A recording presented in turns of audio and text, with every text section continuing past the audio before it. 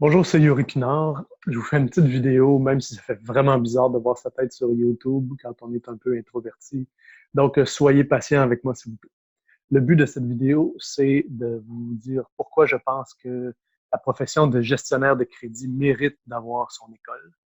Je vais aussi vous raconter pourquoi moi je m'engage dans cette aventure un peu folle, vous dire pourquoi est-ce que Crédit Pinard va donner gratuitement un paquet d'informations. Et je vais aussi vous dire comment va être le nouveau modèle de l'école de gestion de crédit et de recouvrement Crédit Pinard et qu'est-ce que ça implique en termes d'accompagnement et d'impact pour nos étudiants. Alors, soyez patients, s'il vous plaît. J'ai quelques notes et puis je vous explique. Donc, pourquoi est-ce que la profession de gestionnaire de crédit mérite une école? Premièrement, parce qu'on dit tout le temps que ça ne s'apprend pas à l'école. Alors, faisons une école. Deuxièmement, c'est parce que c'est une profession un peu mal comprise et méconnue et par conséquent négligée. Les entreprises ont relativement peu d'attentes en matière de gestion du risque de crédit.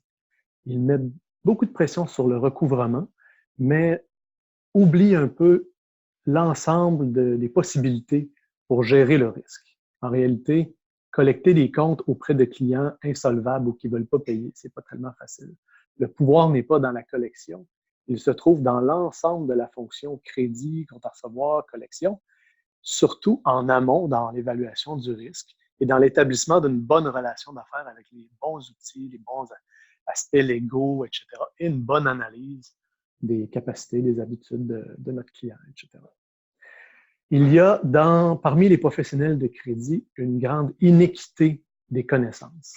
Alors, il y a des gens qui sont très connaissants, qui ont développé des connaissances précises dans plusieurs aspects de la fonction et qui sont capables de les appliquer. Et il y en a d'autres qui n'ont pas été encouragés à développer leurs connaissances par leurs employeurs, parce que malheureusement, les employeurs se sont un peu désengagés dans les dernières années vis-à-vis de la formation du personnel.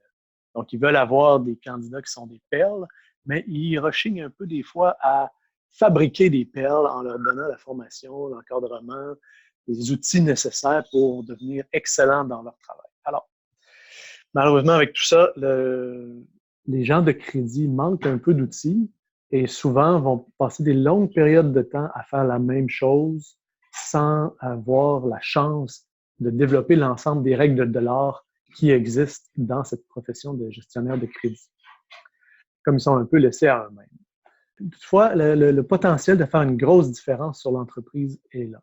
Alors, on peut, étant donné qu'on travaille avec l'actif le plus liquide, les comptes à recevoir, c'est l'actif qui est le plus proche de devenir du profit.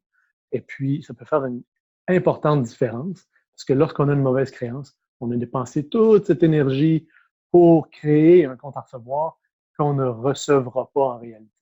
Donc, les gens de crédit travaillent très, très proche du profit et devraient avoir un état d'esprit centré sur le profit. Le crédit est un support aux ventes et devrait être perçu comme tel par les chefs d'entreprise. Ce n'est pas une tâche administrative, c'est une fonction des ventes. Et ce n'est pas un travail passif. Les gens de crédit sont des go-getters, comme on dit. Il faut juste leur donner les bons outils et un peu d'encouragement. Pourquoi est-ce que je me suis lancé personnellement dans cette aventure de prendre la relève de Crédit Pinard, une institution qui existe depuis environ 30 ans? Eh bien, c'est parce que j'ai eu la chance, quand j'étais un peu plus jeune, d'avoir des mentors qui m'ont fait découvrir la profession puis qui m'ont aidé à développer une véritable passion pour ce métier-là. J'en ai fait mon entreprise. J'ai eu la chance d'avoir du succès à identifier les meilleurs talents pour des postes en crédit pour les employeurs. Et j'ai trouvé ça très gratifiant d'aider les personnes à améliorer leur carrière, à avancer dans leur carrière, à évoluer. Et j'ai souvent des témoignages et honnêtement, c'est la moitié de ma paye d'avoir aidé des gens. Malheureusement, j'ai développé un réseau de contacts de plusieurs milliers de personnes, mais je peux en aider seulement quelques dizaines par année. Et ça, c'est crève-cœur, honnêtement. À chaque fois que je dois aider une entreprise à trouver le meilleur talent possible pour son poste en crédit, il y a beaucoup d'appelés, peu d'élus et les candidats sont tous bons, ils méritent tous d'évoluer et de se développer. Et à chaque fois, ça me fait un peu de peine de ne pas pouvoir aider plus que ça. Alors, je me suis dit qu'avec l'école, ça me permettrait d'aider un maximum de gens à améliorer leur qualité de vie, améliorer leur bonheur au travail, améliorer leur satisfaction. Parce que lorsqu'on devient meilleur dans ce qu'on fait, on est plus à l'aise, on est moins stressé, on est satisfait, on est heureux de faire notre travail, puis on a envie de se lever le matin pour aller travailler. Donc, honnêtement, la formation, c'est pour aider un maximum de monde et pour les aider à évoluer. Maintenant, pourquoi est-ce que Crédit Pinard va commencer à donner gratuitement énormément d'informations, énormément de contenu? Tout simplement parce que je ne crois pas à la propriété intellectuelle. C'est bizarre, hein? On vend de la formation, mais on ne croit pas à la propriété intellectuelle. C'est-à-dire que l'information, ce n'est pas la formation. L'information sert à démystifier la profession, à démystifier le travail. Vous pouvez aller sur YouTube et presque tout apprendre sur YouTube gratuitement. Ça ne fera pas de vous nécessairement des experts. Même quand vous sortez de l'université, vous avez de la connaissance dans la tête, mais ça ne fait pas de vous des experts. Mon ambition avec la formation, c'est de créer une transformation. C'est pour ça que vous allez voir qu'on va adapter le modèle de l'école pour que tout soit orienté vers la transformation et la création d'un impact pour l'entreprise et pour la personne qui apprend. Nous, chez Crédit Pinard, on enseigne à des gens qui ont déjà de l'expérience. Souvent, ils sont en début de carrière, mais plusieurs de nos étudiants ont 10 ans ou 15 ans déjà d'expérience dans la carrière. Donc, notre objectif n'est pas simplement de leur donner de la connaissance. Très souvent, il y a une partie de la connaissance qu'ils viennent apprendre qu'ils ont déjà quelque part dans la tête. Le rôle de la formation, c'est d'organiser tout ça, de donner des nouvelles connaissances et de faire que tout ce corpus de connaissances-là soit bien arrimé avec leur expérience, avec leur vécu quotidien. On veut qu'ils soient capables de transformer la connaissance intellectuelle qui est dans leur tête en stratégie, en tactique, en quelque chose d'applicable concrètement. Et c'est comme ça que la pédagogie de Crédit Pinard a été développée. Et c'est cette pédagogie très concrète, pratique, basée sur des cas vécus, qui a fait le succès de l'école jusqu'à maintenant. Maintenant, on a un défi à relever. Fait qu'on va restructurer pour organiser la transmission de la connaissance autour de plusieurs experts, pas seulement autour d'un seul expert. Et ça, c'est un défi. Parce que ces experts-là ne sont pas nécessairement des animateurs.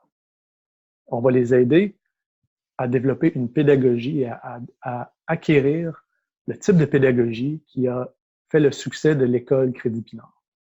Durant toutes ces années, j'ai été très bien accueilli par la communauté des gens de crédit. C'est devenu un peu comme la famille. Bref, c'est devenu ma gang, mon métier. J'ai été honoré de rencontrer des professionnels de haut niveau qui partagent comme moi la passion pour le crédit. Et parmi eux, des directeurs de crédit seniors ou des praticiens du crédit de haut niveau qui ont envie de donner au suivant, de partager, de transmettre le fruit de leurs expériences et qui n'ont pas toujours l'occasion de le faire. Donc, le rôle de l'école, c'est de faire le lien entre ces expertises de haut niveau, de leur permettre d'exprimer et de transmettre leurs connaissances au travers d'un corpus de connaissances organisées qui fait un tout, qui fait un programme. Les débutants seraient fous de se passer de cette expérience-là et les employeurs seraient encore plus fous, honnêtement. Pourquoi refaire les mêmes erreurs et réinventer la roue à chaque fois? Le crédit, ça ne prend pas à l'école. On verra. On va coacher ces experts-là pour en faire des pédagogues. On va les aider et on va accompagner les étudiants jusqu'à ce qu'ils obtiennent un impact dans leur carrière, dans leur pratique et pour leur employeur. Donc, laissez-moi vous parler un peu de notre engagement envers l'impact avant de conclure. J'ai dit que la formation devait engendrer une transformation. Ce n'est pas automatique. Ça demande une implication de la part de l'étudiant et ça demande une implication de la part du professeur et de la part de l'école. Quel est notre engagement et quelle est notre implication? On veille sur vous. On ne vous lâchera pas. On va vous donner tous les outils en plus du cours pour que vous puissiez réussir à implanter des processus, des procédures, à être capable d'appliquer des tactiques et des stratégies dans votre travail. Et pour faire ça, vous avez besoin d'un peu de coaching. Vous avez besoin d'accompagnement et de partager les expériences avec les autres. Quand vous êtes pris sur un problème qui n'a peut-être pas été couvert dans un cours, vous allez avoir des ressources. Donc, pour cette raison-là, on a créé le Crédit Lab. Crédit Lab, c'est une rencontre hebdomadaire parmi les gens de crédit, tous des praticiens qui font le même métier que vous, dans lequel vous pouvez, et c'est supervisé par des coachs et nos professeurs, experts, et dans lequel vous pouvez échanger des expériences. Si vous avez eu un problème pendant la semaine, une difficulté dans votre travail, vous pouvez arriver avec cette difficulté-là, en discuter avec des gens qui font le même travail, échanger les expériences, voir comment d'autres ont résolu ces problèmes-là, apporter le problème au coach et repartir avec des solutions à essayer. Je l'appelle Crédit Lab parce qu'il faut essayer. Il faut que vous vous engagiez aussi envers une action imparfaite. Tout n'est pas écrit d'avance dans le crédit. Il y a des règles de l'art assez simples et il y en a beaucoup. Mais une fois que vous les connaissez, vous pouvez les appliquer d'une manière créative pour avoir des résultats impressionnants. Donc, il y a le Crédit Lab. Une fois par semaine, vous venez pas, vous êtes abonné, vous avez le droit, c'est ouvert. Mais c'est un lieu en vidéoconférence pour échanger les expériences. En plus de ça, il y a le coaching one-on-one, coaching individualisé. Donc, tous nos étudiants au programme de formation de gestionnaire de crédit certifié ont droit à des appels de coaching individualisés. Donc, ils vont parler de leurs problèmes ou de ce qu'ils vivent dans leur entreprise, des trucs très précis à leur expérience et qui vont être capables de réfléchir avec le coach, avec le prof, comment régler ces problèmes-là précis. Donc voilà, une nouvelle école n'est pas un produit d'information. L'information est gratuite, on vous la donne. Ce qu'on vend, c'est de la formation. Et dans le but de faire une transformation, on va vous accompagner jusqu'au bout. On va vous donner la totale et on s'engage à mesurer notre qualité par l'impact qu'on va créer dans votre entreprise.